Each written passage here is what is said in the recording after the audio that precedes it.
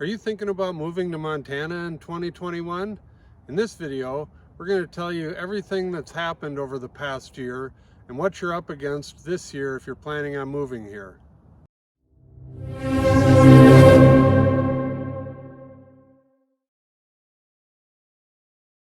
So the past year has been crazy here, just like it has been all over the country. And I've kind of discussed some of the things that affected real estate in my videos that I've done over the past year. But I wanted to go over the state of the market right now and what's going on here in the year 2021. If you follow our website at all, I did a blog about a year ago, just a little over a year ago, right when the COVID hit. And the title of the blog was Coronavirus, Is This the Start of the Montana Land Rush? And I figured it was going to be, and sure enough, that's what's happened over the past year. Seems like everyone in North America has decided to move up here to Northwest Montana or all over Montana. And as much as some of my haters of this channel that are locals, and the nasty emails I get about advertising and it's my fault all these people are coming here, as much as I would like to think that it's because of me, it is not. There's a lot of things that happened in this country. I think the main thing that is driving everybody up here or to places like Montana is the fact that a year ago, not everybody knew they could work remotely, and now you know, a lot of companies and people have found out that they can work remotely. So, you know, why would you live in the middle of a big city if you could live up in the mountains? And so that's one of the main factors driving this rush up to Montana, because as you know, they're not building any more mountain towns. So that's part of the problem. The other problem is that people have been sitting around for the past year saving money, whether they wanted to or not, with everything closed, and suddenly everybody has money now. And the fact that the interest rates are so low that it's just created this perfect storm of buyers, and our inventory has just been slashed over the past year. And so that's just created this feeding frenzy. Whenever there's a new listing that comes up under $600,000, there's usually multiple offers.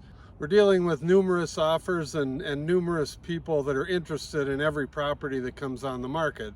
So if you're coming up here from a different part of the country, one of the tips I have is have your ducks in a row. I would get a rental first. If you can, rentals are just as hard to get right now as buying a house. So if you're planning on just selling a house and coming up here and buying something, good luck.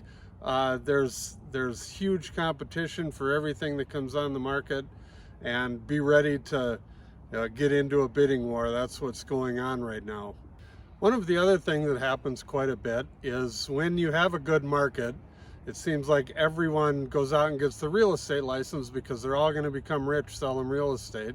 And I just saw an article about a week or two ago in the New York Times that this is the first time ever that there are more real estate agents in the country than there are houses for sale.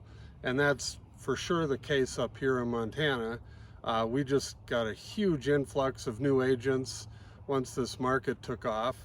And it just, you know, the thing you run into, and there's nothing wrong with being a new agent. I was a new agent once. Everybody's a new agent. But in this market, you really need to find somebody that knows how to compete for you and understands the laws and the rules and everything you need to know when you're buying a house up here. Because like I said earlier, you're up against usually 5 or 6 other people, if not more. There was a lot the other day that had 15 offers on it. So you're going to want to find somebody that knows the market, knows the area, and has done this before.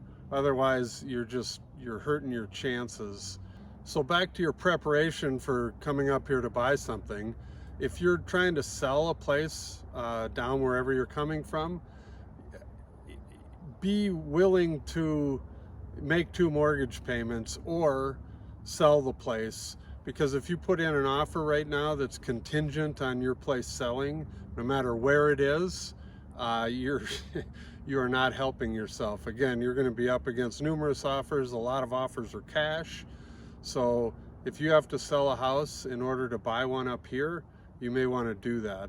And that's why I said finding a rental, or just making sure you're ready to come up here and be prepared for battling it out for the property that you want. You're not just going to drive up here and, you know, get the first place that comes on the market while you're here, because you know, not that that can happen, but the odds are it's going to take a little while and a couple tries to find the place that you really want.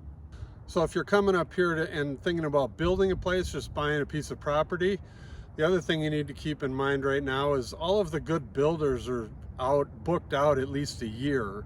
So that's not going to be a quick process either. And right now for prices, I have a friend who's an electrician here in town, and they won't even give him the price for wire right now. When he buys a roll of wire, he has to wait until it's delivered, and that's whatever the cost is that day, that's what he pays. So he's having a heck of a time doing bids for people, because not only are houses in high demand, so are all the parts and pieces to build the houses. And as I'm sure you know, and if you've watched the news, the prices of raw materials have gone through the roof, whether it's lumber, electrical supplies, all of it. So to get a bid, I get people that call me or email me wanting, you know, what's the price per square foot? Well, even a builder can't tell you that at the moment, just because it's the prices are so volatile right now. So if you're coming up to build, also keep that in mind. If you're not paying cash for a house or for land, the thing you need to do is be set up with your lender and have a pre-approval letter that tells you you're approved for, you know, whatever price you're going to offer. Don't, you know, you make sure that you go over a little bit for whatever the list price is of the house, because more than likely you're going to, you know, get into a bidding war and it's going to go a little bit over what the listing price is. So if you're pre-approved for say 400,000, and then, you know, the price goes up and you bid it up to 4.25, well, when you give that pre-approval letter with your offer, people are going to say, well, this guy isn't qualified, even though you may be. But just keep that in mind. Have the lender write out a letter for the max amount that you're approved for. So, and I'm not saying you have to find a house for the max amount, but if you start lower and then have to come up a little bit in order to get the house, you want your letter to show that you're qualified for that amount. So you don't want to lose out in a multiple offer situation on a deal that you are qualified for, but your letter doesn't say you are. And a lot of these deals I'm seeing right now is, you know, they'll show the house for a few days, and then, you know, Monday night at 5 o'clock, they'll make their decision. So they go over all the offers that they get up to that point, and then they make a decision. So if your letter looks weird, that may be the little thing that makes you lose on a deal. So talk to your lender, make sure you have a rental lined up, and make sure you have your house sold wherever you're coming from, or be in the position where you can make 2 house payments, because anything you can do right now to put yourself in the best position to buy a house, you should do. Otherwise, you're going to be very frustrated and lose out on numerous offers. So if you're traveling around the valley or around Montana, you'll see a lot of new construction going on.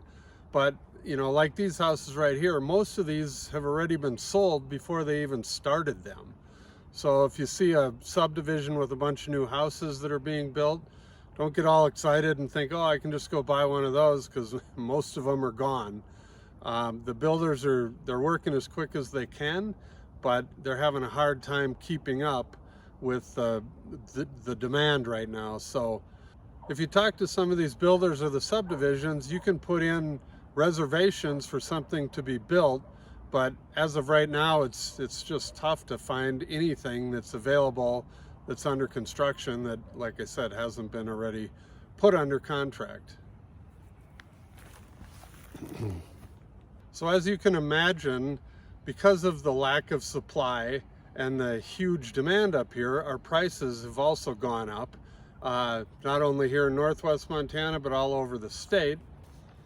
So looking at the numbers over the past year, it's incredible what's happened here. If you look at from March of 2020 to March of 2021, the median sales price in Flathead County has gone from $365,000 all the way up to $507,000.